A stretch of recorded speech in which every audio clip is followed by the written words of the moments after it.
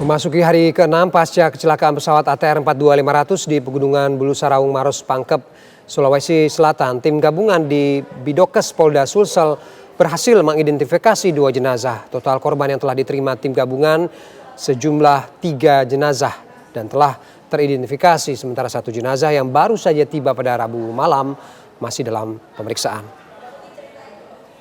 Sudah menerima jenazah yang ketiga dari Basarnas dan sekarang masih dilakukan proses identifikasi.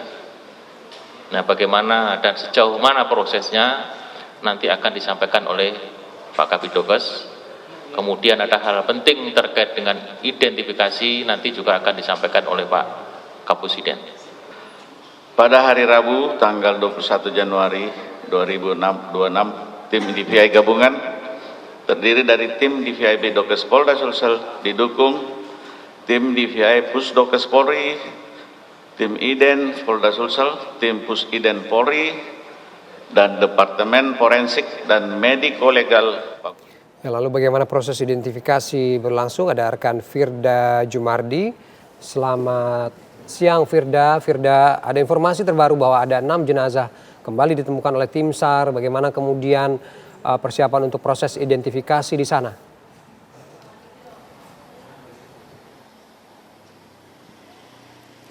Ya, Ferry dan juga pemirsa, benar sekali kami juga di Bidokes Polda Sulawesi Selatan telah menerima informasi terkait dengan 6 jenazah yang telah ditemukan di sekitar jatuhnya pesawat ATR 42500. Namun hingga saat ini tim DVI Bidokes Polda Sulawesi Selatan belum memberikan keterangan apapun terkait dengan nantinya kedatangan 6 jenazah tersebut. Di mana sebelumnya pemirsa, tim gabungan DVI dari DVI Bidokes Polda Sulsel, kemudian juga DVI Pusdokes Polri, kemudian juga dari tim Inafis Polda Sulsel serta Departemen Forensik dan Mediko Legal Fakultas Kedokteran Universitas Hasanuddin ini telah menerima 3 jenazah korban kecelakaan pesawat ATR 42500 di Pegunungan Bulu Saraung, Pangkep, Sulawesi Selatan.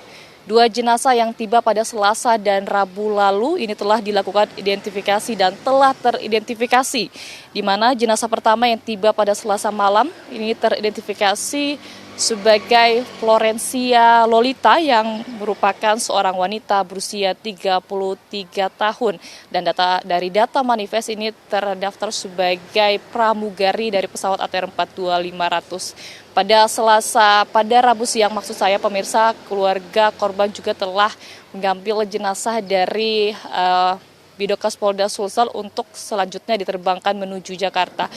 Pada Rabu siang kemarin juga korban kedua yang tiba pemirsa, kemudian dilakukan identifikasi melalui sidik jari dan juga barang-barang pribadi milik korban, dan korban kedua berjenis kelamin pria tersebut teridentifikasi sebagai Deden Maulana, pria berusia 44 tahun yang merupakan penumpang dari pesawat ATR 42500 yang merupakan juga adalah pegawai Kementerian Kelautan dan Perikanan.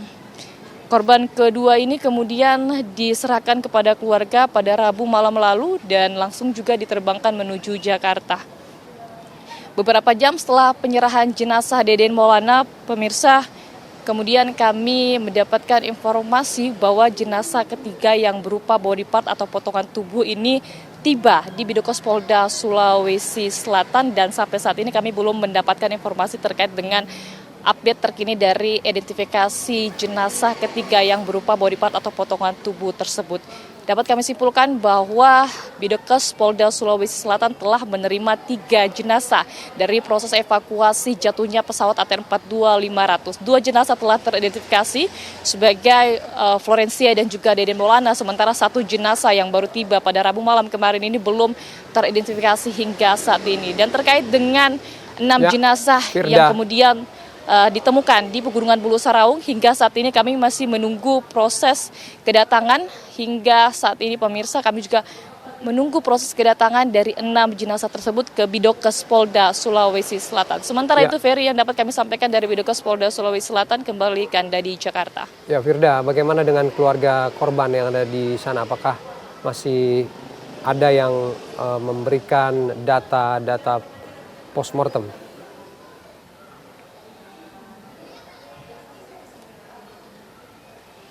Ya, Ferry, terkait dengan data-data postmortem merupakan data dari korban atau jenazah yang ditemukan. Untuk terkait dari data-data keluarga atau antemortem ini telah dilakukan, sudah rampung 2 atau 3 hari lalu, di mana 10 keluarga korban ini telah diambil semua datanya mulai dari sampel DNA, kemudian juga data administrasi dan juga data-data pendukung lainnya, sehingga pada saat dilakukan postmortem ini seluruh kelengkapan dari data antemortem selanjutnya dicocokkan, sehingga 2 jenazah yang kemudian telah datang ke Bidokes Polda Sulsel ini telah teridentifikasi dari kecocokan data dari antemortem dan postmortem tersebut. Dan hingga saat ini pemirsa, kami memantau tidak ada keluarga yang berada di Bidokes Polda Sulsel. Memang ketika kami melihat pola yang terjadi, pihak dari Bidokes Polda Sulsel ini kemudian menghubungi keluarga terlebih dahulu ketika telah selesai melakukan identifikasi.